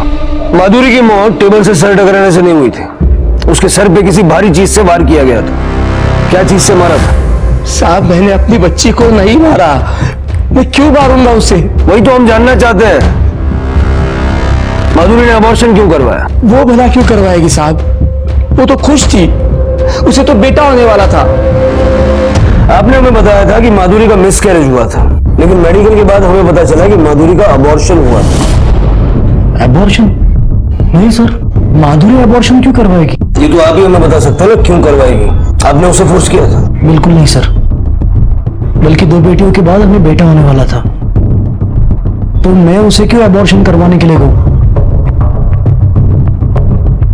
परसों दोपहर माधुरी अचानक मार्केट से आई और रोने लगी। कहा कि तबीयत खराब हो गई और बच्चा गिर गया। वैसे गौर करने लायक बात एक और है, माधुरी की मौत टेबल से सर टकराने से नहीं हुई थी, उसके सर पे किसी भारी चीज से मारा गया था। सर, इस सवाल का जवाब मैं नहीं दे सकता, माधुरी के पापा ही दे सकते हैं। फिर आप किस सवाल का जवाब देंगे? क्यों ऐसा नहीं हो सकता कि आप माधुरी के अबॉर्शन से खुश नहीं थे और आपने गुस्से में आके उसे मार दिया? सर, मुझे नहीं पता आप क्या कह रहे हैं। हमारा सपना पूरा होने वाला था, हमें बेटा होने वाला था, लेकिन शायद भगवान को ये मंजूर नहीं था। हमें आपके घर की तलाशी लेनी है मर्डर वेपन के लिए।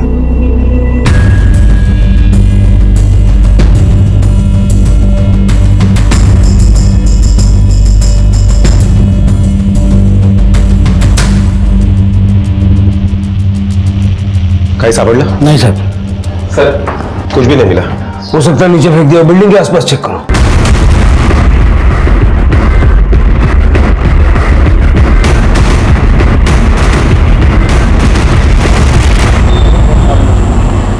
सर, माधुरी को तो बेटा पैदा होने वाला था, तो ऐसे में उसको एबॉर्शन करने की क्या जरूरत पड़ी? और अपने पति से झूठ क्यों बोलेंगे? हो सकता है वो बच्चा उसके पति का ना हो। अगर मान लेते कि वो बच्चा उसके पति का नहीं था, फिर भी तो उसका पति उसको अपना ही बच्चा मान रहा था, तो ऐसे में उसने एबॉर्शन क्यों करा? माधुरी को लगा होगा कि इस बच्चे की हकीकत कल को सबके सामने आ गई तो इससे बेटर किस्सा ही खत्म कर देते। ऐसा करो, इस माधुरी के कॉल डिटेल्स निकालो, उसके अफेयर के बारे में पता करो उसने वो अबॉर्शन कहाँ करवाया। Okay sir. Sir, Pradeep ji के वकील बेल के पेपर लेकर आए। सर, क्या करें? कोई ठोस सबूत नहीं है हमारे पास, छोड़ना तो पड़ेगा। मुझे आगे पास जाना है। आजी, आजी देखो ना, दिव्या चुप ही नहीं हो रही है। मैं देखूं। क्या हुआ दिए? ये देख, मैंने तेरे पसंद का उपमा बनाया, ले खा ले। दिव्या नहीं खाना, मुझे आगे पास जाना है। चुप हो जा, भाई आ जाएगी, चुप हो जा। सर, 3 दिन पहले माधुरी के मोबाइल की लोकेशन उसकी घर की ही थी, उसकी किसी के साथ ज्यादा बात नहीं होती थी, सारे कॉल नॉर्मल है। सर, 5 दिन पहले माधुरी की मोबाइल की लोकेशन कर्नाटका के विजयपुरा शहर की है। ये देखिए सर, सोलापुर से विजयपुरा 6 घंटे की दूरी पर है। वो वहां पर 1 दिन के लिए होटल जनार्दना में रुकी थी। सर, आश्चर्य की गोष्ट तो ये है कि वो होटल से रात को 2 बजे निकली थी और वहां से 1 किलोमीटर की दूरी पर एक घर में गई थी। कर्नाटका? वो कर्नाटका क्यों गई थी? मुझे नहीं पता सर, मैं सच में नहीं जानता। माधुरी ने जिस दिन अबॉर्शन कराया उस दिन उसके मोबाइल की लोकेशन उसके घर की ही थी। पुलिस को शक था कि कहानी कुछ और ही है। पुलिस ने जब सुजीत से पूछा कि माधुरी कर्नाटका में रात को 2 बजे किसके घर गई थी, तो सुजीत ने कहा कि वहां उसकी कोई बचपन की सहेली रहती थी। सर, माधुरी का किसी के घर पे रात को 2 बजे जाना, इसका मतलब क्या हो सकता है? पूरी पॉसिबिलिटी है कि वो किसी अंजू से मिलने नहीं गई थी, बल्कि उस आदमी से मिलने गई थी जिसके साथ उसका अफेयर था। वो उसे बताने गई थी कि वो प्रेग्नेंट है, लेकिन उस आदमी के साथ उसका झगड़ा हो गया, वो वापस आ गई और उसने अबॉर्शन करा ली। इस बात का पता उसके पिता या पति को चल गया और दोनों में से किसी एक ने उसको मार दिया। अब सच क्या है ये तो कर्नाटक जाकर ही पता चलेगा। लेकिन सर ये कैसे पता चलेगा कि माधुरी ने एबॉर्शन कहाँ किया था, क्योंकि उसका मोबाइल तो घर पर ही था। जानो अबॉर्शन तो किसी हॉस्पिटल या क्लिनिक में किया होगा, जरा वहां आसपास पता करो। Okay sir.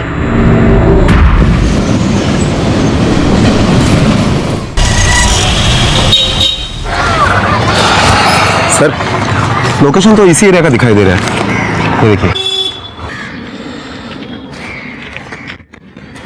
ये इडली वाला हमेशा यहीं खड़ा रहता है क्या? जी सर। इसको पहचानते हो? ಏನ್ ಹೇಳ್ತಾರೆ ಸರ್, ನಮ್ಗೆ ಅರ್ಥ ಆಗ್ತಿಲ್ಲ.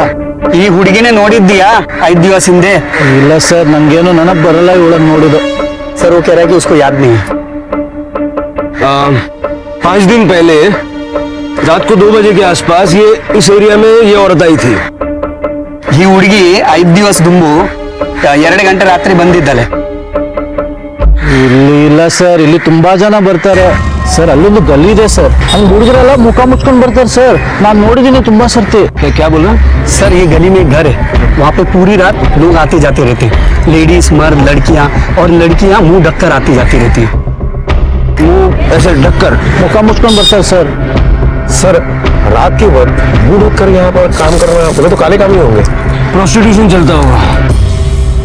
सर रेड मारे? जब तक श्योर नहीं हो जाए तो कुछ नहीं करना चाहिए। सर एक बात समझ में नहीं आती है कि इतनी रात के वक्त माधुरी यहाँ क्या करने आई होगी? अभी तो रात को ही पता चलेगा।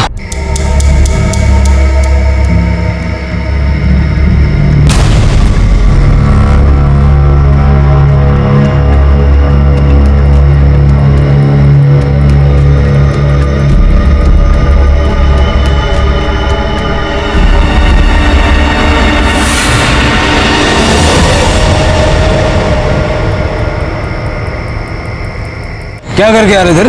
मतलब मैं कुछ समझा नहीं। मतलब हम समझाते। चल। हाँ भाई, कहाँ से आ रहे हो? साहब वो ऐसे ही। ऐसे ही? क्या कर रहा था इसके साथ? सर ऐसा कुछ नहीं है, ये मेरी पत्नी है। बीवी है तो फिर मुंह छुपा के क्यों घूम रही? सर मैं इनकी पत्नी हूँ। ये देखिए हम लोग डॉक्टर के पास गए थे टेस्ट करवाने। हाँ सर, डॉक्टर के पास? जी। इस वक्त? तेरे जेब में क्या है?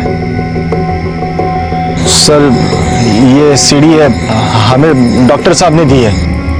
सर मेरी पत्नी प्रेग्नेंट है तो हम सोनोग्राफी करने आए थे। मतलब पता करने आए थे कि पेट में बेटा है या बेटी है ना? जानता नहीं ये इलीगल है। सर हमसे गलती हो गई, सॉरी। तेरे डॉक्टर को फोन कर, उसको बोल दोबारा टेस्ट करना। सर अभी अभी अभी कर और स्पीकर पे डालना। हेलो। हाँ डॉक्टर साहब, मैं दिलीप बात कर रहा हूँ।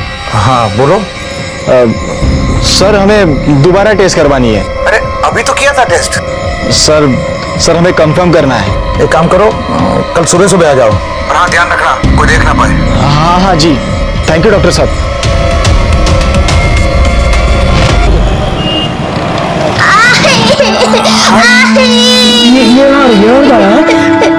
आई आ जाएगी, आई आ जाएगी। हाँ आई आ जाएगी, आई जल्दी से हॉस्पिटल से आ जाएगी। तुम ठीक हो जाएगा।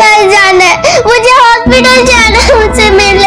आप जाओ को लेकर आओ। चुप हो जाते क्या? आई आ जाएगी, चुप हो जाना।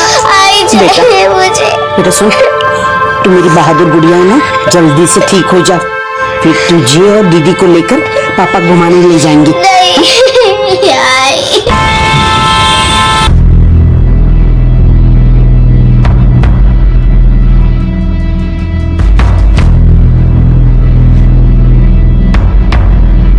ये लीजिए, पहुंच लीजिए। ये सीडी, इसमें सेम रिजल्ट आएगा, पर तुम लोगों की मानते ही नहीं। मानते तो तुम लोग भी नहीं हो।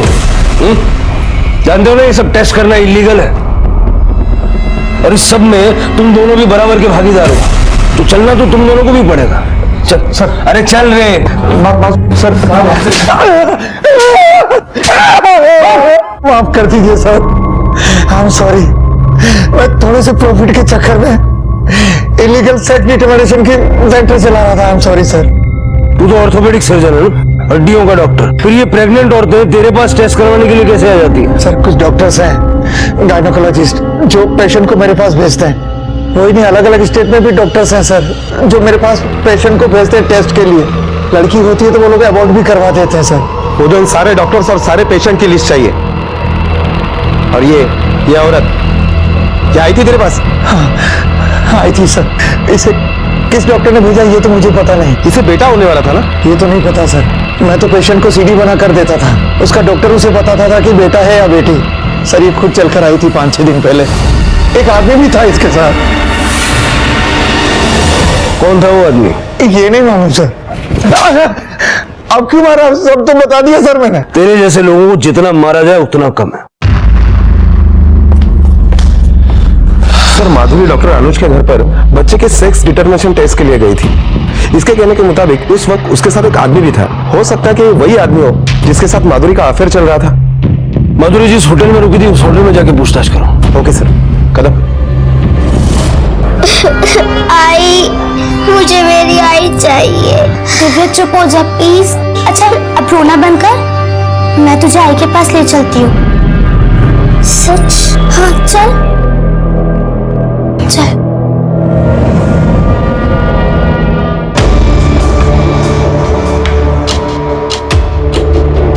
सर कुछ याद नहीं। सीसीटीवी चलता है? जी। 15 जून की सीसीटीवी फुटेज चाहिए मुझे। जी।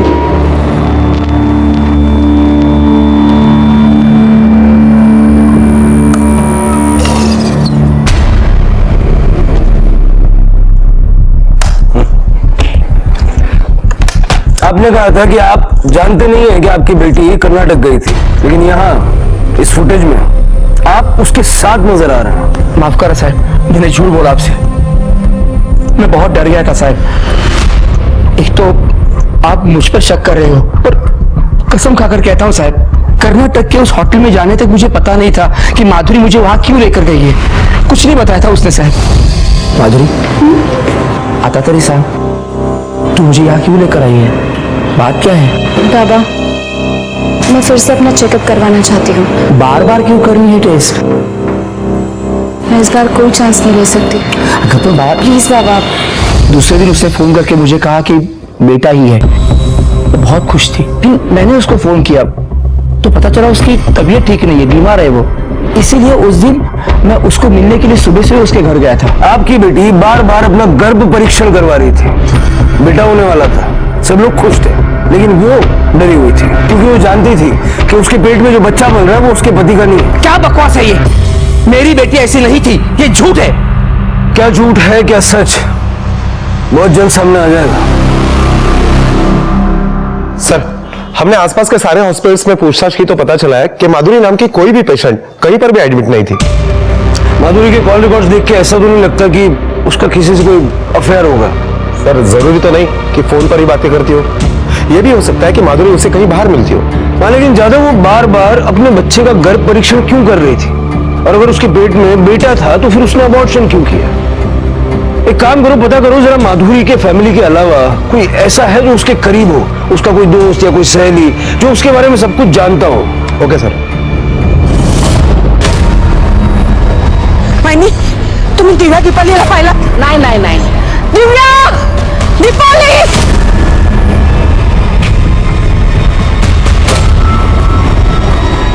क्या हुआ? दिव्या दीपाली को ढूंढ रही हूँ, कब से ढूंढ रहे, नहीं मिल रही है दोनों, पता नहीं कहाँ चली गई।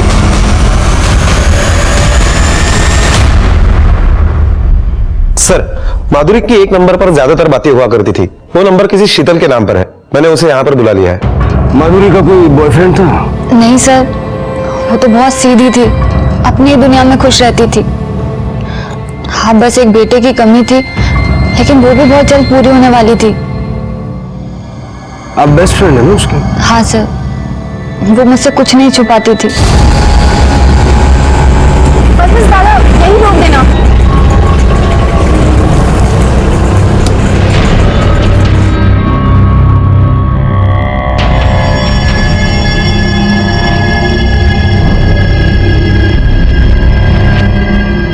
सुनना, आ रही है। बस तो साथ में चलना, कुछ ना होगा। चलो।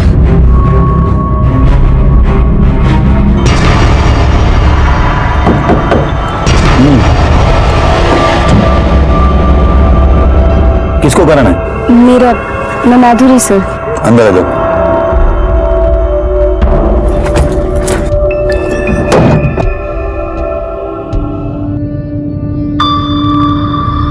एक तरफ जहां कानून इतना सख्त है कि किसी भी अस्पताल में बच्चे के लिंग की जानकारी नहीं दी जाती, वहीं दूसरी तरफ बच्चे के लिंग की जांच के लिए तरह तरह के अस्थायी विकल्प अपनाए जा रहे हैं। ये चल क्या रहा था अंदर? मुबारकबाद दे मुझे, इस बार मुझे बेटा होने वाला है। क्या? इसी का तो टेस्ट कराया मैंने।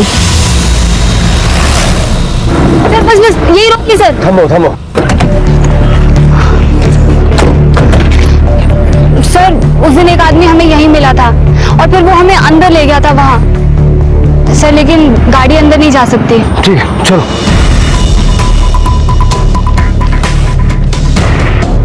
और कितना दूर है? बस सर यही पास में है। अलर्ट रहना, भागने नहीं चाहिए वो लोग।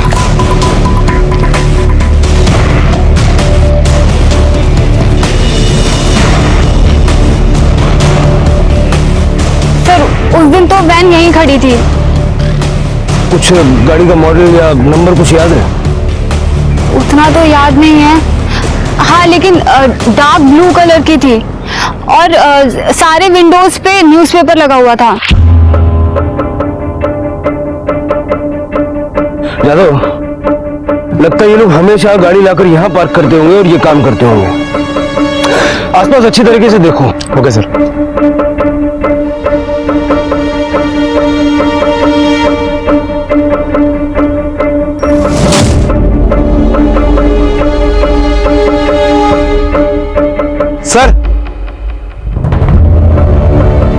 सर ये देखिए, अल्ट्रासाउंड जेल की बोतल, इसी को लगाकर अल्ट्रासाउंड सोनोग्राफी की जाती है।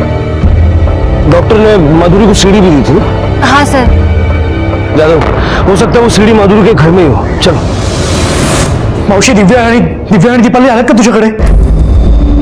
ठीक आहे, नाही आहे तिथे, पण मी पोलीस स्टेशनला जाऊन येतो। सर मैं भी आपके पास ही आने वाला था। सुबह से मेरी दोनों बेटियां लापता है, दिव्या और दीपाली।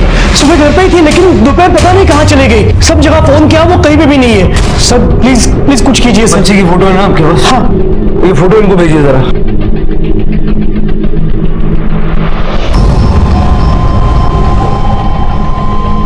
सेंड की मैंने फोटो। यादव, बच्चियों की फोटो सारे पुलिस स्टेशन में सर्कुलेट कर दो और उनकी तलाश शुरू कर दो।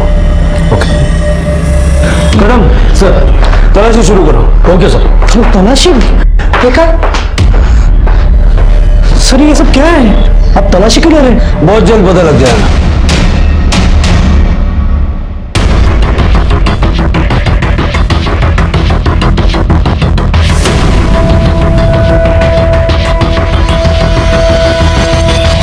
सर ये 2 सीडीज मिली है, अंदर के रूम में छुपा के रखी थी। यादव, ये दोनों सीडी लैब में भेजो और पता करो। Okay sir.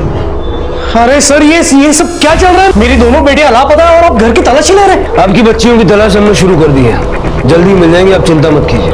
प्लीज। ये क्या हो रहा है?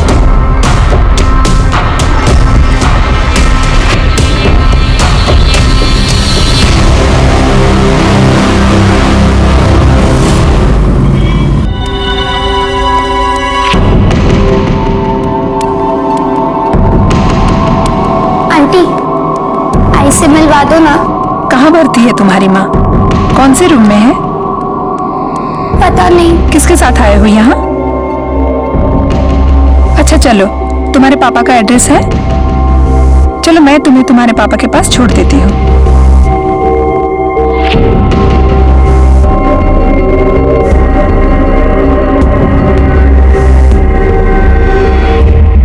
भोसले, जो 12 फीटेसेस हमें मिले थे उसका क्या हुआ?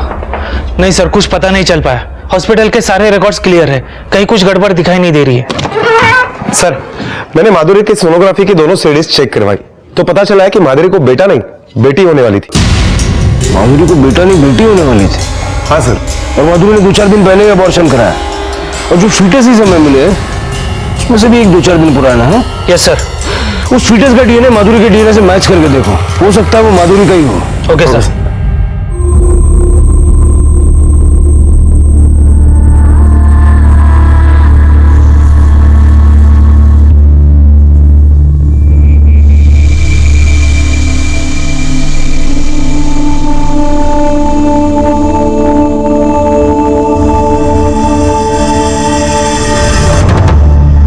उस फिटस के डीएनए से माधुरी का डीएनए मैच हो रहा है।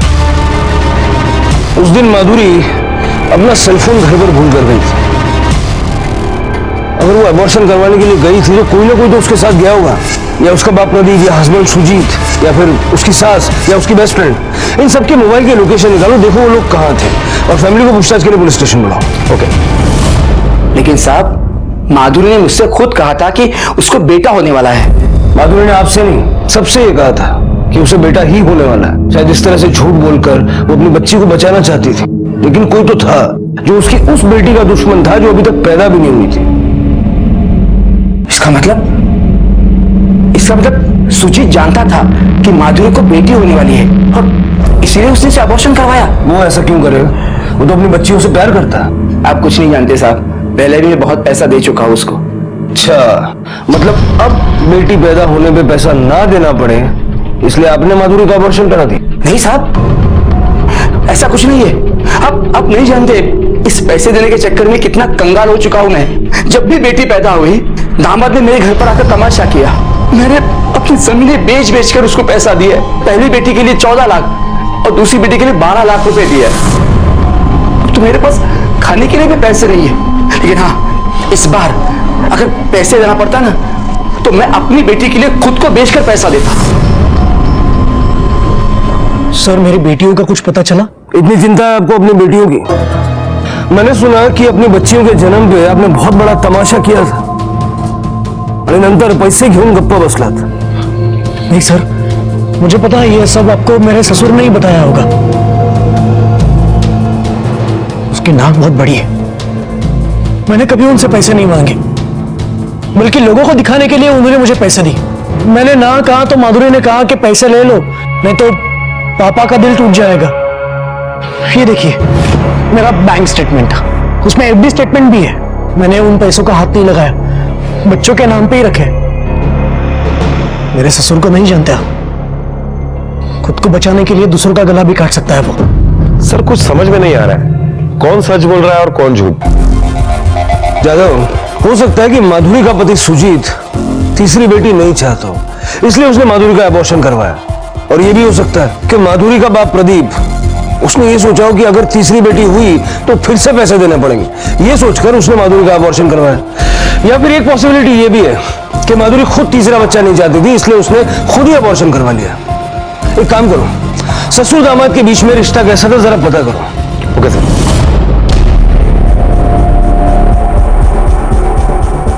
नहीं सर, सुजीत तो अपनी बेटियों से बहुत प्यार करता था। हाँ, जब वो पैदा हुई थी तो सुजीत ज्यादा खुश नहीं था और माधुरी के पिता ने भी बहुत पैसे दिए थे। लेकिन बेटी पैदा होती है तो कौन थाली पीटता है, किसे खुशी होती है? आपको बेटी है ना? क्या जब वो पैदा हुई थी तो आपको खुशी नहीं हुई थी? नहीं। मेरी भी बेटी है, 8 साल की है। जब वो पैदा हुई थी तो मुझे बहुत खुशी हुई थी। पूरे थाने में मैंने मिठाई बांटी थी, पटाखे फोड़े थे। मेरी बीवी ने यहां तक कहा था कि अब दूसरा बच्चा नहीं चाहिए। मैं उसे पढ़ा लिखा कर बड़ा ऑफिसर बनाना चाहता हूं। नाज है मुझे अपनी बेटी पर। और मैंने ये कभी नहीं सोचा कि बुढ़ापे में मेरा सहारा कौन बनेगा, क्योंकि बेटियां कभी सहारा नहीं बनती बल्कि हमेशा साथ देती है। और भगवान भी उसी के घर बेटी पैदा करता है जिसका नसीब बड़ा होता है। चला सर, दोनों सच कह रहे हैं। अबॉर्शन वाले दिन माधुरी किसके साथ थी? माधुरी के पति सुजीत का मोबाइल का लोकेशन उसका घर का ही है और माधुरी का बाप प्रदीप, उसके मोबाइल का लोकेशन भी उसी के एरिया का है। लेकिन माधुरी के सास के मोबाइल के लोकेशन के मुताबिक उस दिन वो मार्केट के एक होम्योपैथी क्लिनिक में गई थी। उस दिन दोपहर को माधुरी आपके साथ थी ना? ऐसा बिल्कुल मत सोचिएगा कि अगर आप हमें नहीं बताएंगे तो हमें पता नहीं चलेगा। मैं भला कोई बात क्यों छुपाऊं? माधुरी की तबीयत ठीक नहीं थी, वो कमजोर महसूस कर रही थी, इसलिए वो मुझे वो होम्योपैथिक डॉक्टर अजय दीक्षित के पास ले गई। आप जरा बाहर रुकिए, मुझे इनसे कुछ पूछताछ करनी है।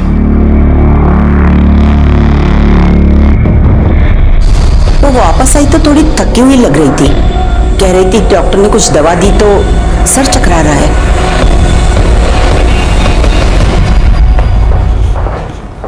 सुनिए, वो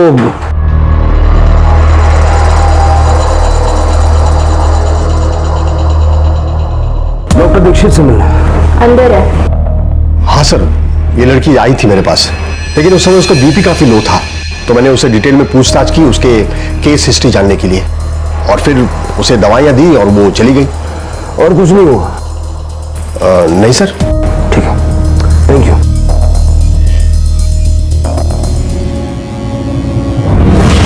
दिव्या, दिव्या उठो। दिव्या क्या हुआ तुझे? कुछ बोलना दिव्या, कुछ बोलना दिव्या, उठ।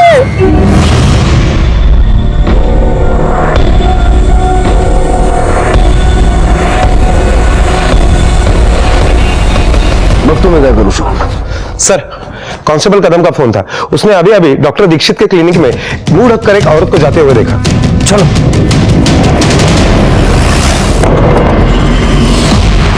ये सब लोग कहाँ चले गए?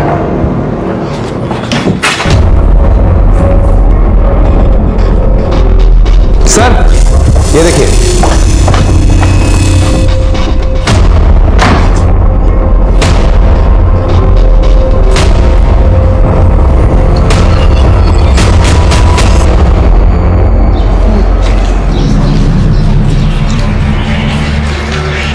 जाओ, एक एक घर चेक करो। Okay sir.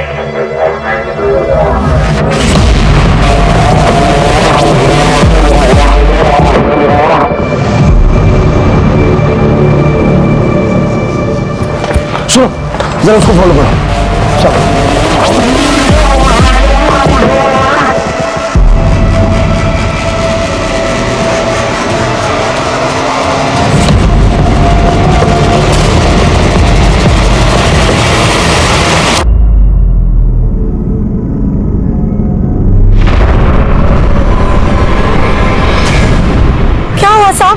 कदम सर।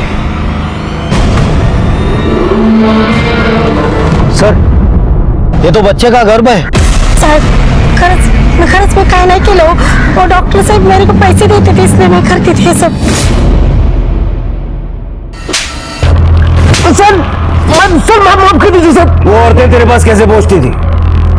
तू तो होम्योपैथी का डॉक्टर है ना, उन्हें कैसे पता चलता था कि तू एबॉर्शन का इलीगल सेंटर चलाता है? सर, जिन्हें बच्चा गिराना होता है ना, वो अपने आप पता लगा लेते सर। और वैसे भी शहर के कई हॉस्पिटल्स के कई स्टाफ और डॉक्टर्स को भी ये पता है। वो ऐसी औरतों को मेरे पास भेज देते थे और मैं उनका हिस्सा उन्हें पहुंचा देता था। वो कर्नाटका वाले डॉक्टर का एड्रेस तूने माधुरी को दिया था ना? हाँ सर। फिर उसने तेरा नाम क्यों नहीं लिया? क्योंकि वो मेरा कजिन है सर। माधुरी के साथ क्या हुआ? सर, वो मैंने आपके कहने पर अबॉर्शन तो कर दिया है, लेकिन ब्लीडिंग रुक ही नहीं रहा है। आपको उसे तुरंत किसी हॉस्पिटल में एडमिट करना पड़ेगा। अगर उसे सही वक्त पे हॉस्पिटल में एडमिट किया जाता ना सर, तो वो जरूर बच जाती थी सर। किसके कहने पे किया था अबॉर्शन? बताइए ना, कहाँ है दीपा और दीपाली? क्या किया तुम लोगों ने उनके साथ? बताइए। आपको इस घर की और इस घर में रहने वाले लोगों की चिंता करने की जरूरत नहीं है। सर आप यहाँ माधुरी के कातिल को ढूंढते ढूंढते यहाँ तक पहुंच गए। मैंने आपको उसी दिन कहा था कि मेरे बीवी की जान इन्होंने ली है, गिरफ्तार कीजिए इन्हें।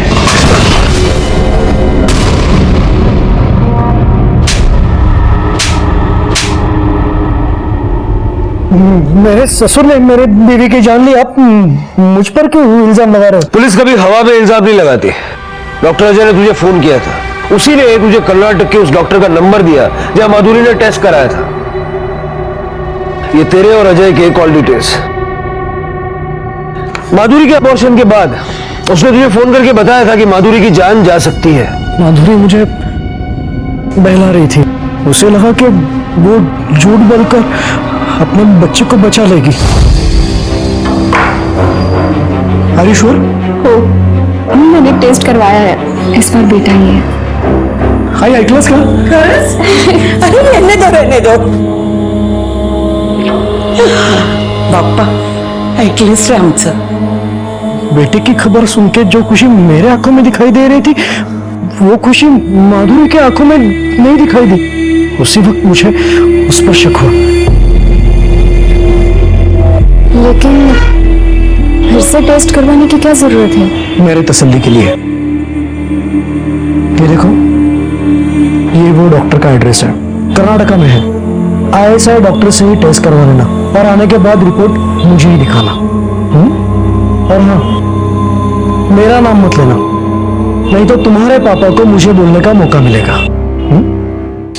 मैंने तुरंत कर्नाटका के डॉक्टर का नंबर लिया और माधुरी को उसके पिताजी के साथ भेज दिया टेस्ट करने के लिए।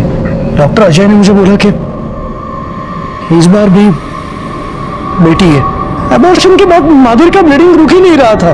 मैंने नहीं मारा माधुरी को। अगर तूने उसे नहीं मारा तो सुबह 8:30 से 11 के बीच तू और तेरी माँ फोन पे 10 बार क्या बातें कर रहे थे? तो सर वो ईमानदारी से सच बोलेगा तो फायदे में रहेगा। बोल। सर उस दिन मला भट्टा डॉक्टर ने सही कहा था, उसकी तबीयत बहुत बिगड़ गई है, वो आज नहीं बच सकती। मरती है तो मरने दो, वैसे भी उसकी कोख से लड़कियां ही जन्मी है। हाय, एक काम कर, तू मंदिर चली जा, मैं ऑफिस के लिए निकलता हूँ। यहाँ रहेंगे तो फंस जाएंगे। अच्छा हुआ आप दोनों ने मेरा अबॉर्शन करवा दिया, वरना आप लोग तो मेरी बच्ची को जीते जी मार देते। अरे मुझे मौका चाहिए था। बस कीजिए माँ जी, मेरी एक कंप्लेंट की वजह से आप और आपका बेटा जेल जा सकता है। आपने मेरा अबॉर्शन करवाया ना, इसकी आपको कड़ी से कड़ी सजा मिलेगी। मैं अभी पुलिस को कॉल करती हूँ।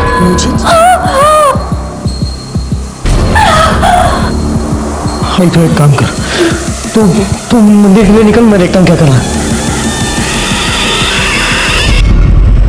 तुझे और तेरी माँ को लगा कि इतना बड़ा कांड करके तुम लोग बच जाओगे। बहुत प्यार है माँ बेटे के बीच। माँ ने कत्ल किया, बेटा सबूत मिटाने में लगा रहा। सर, दीपाली और दिव्या मिल गई। छोटी लड़की बहुत बीमार थी, इसलिए उसे हॉस्पिटल में एडमिट करवाया है। सर, वो दोनों अपनी माँ को ढूंढ रही थी। जिसे पैदा होने से पहले तूने मार डाला, वो भी तेरी बच्ची ही थी। पुलिस ने अपनी सूझबूझ से न सिर्फ माधुरी के हत्यारे को पकड़ा, बल्कि 2 राज्यों के बीच चलने वाले एक बड़े गिरोह का पर्दाफाश किया, जो गैर कानूनी तरीके से लिंग परीक्षण और गर्भ में बेटी होने पर गर्भपात कराने के काम में शामिल था। माधुरी सिर्फ अपनी होने वाली बेटी को बचाए रखना चाहती थी, लेकिन योग्यता के पागलपन ने न सिर्फ माधुरी की जान ली, बल्कि उसकी दोनों बेटियों के सर से मां का साया भी छीन लिया। क्राइम पेट्रोल के ऐसे ही मजेदार एपिसोड्स देखने के लिए हमारे चैनल को सब्सक्राइब करें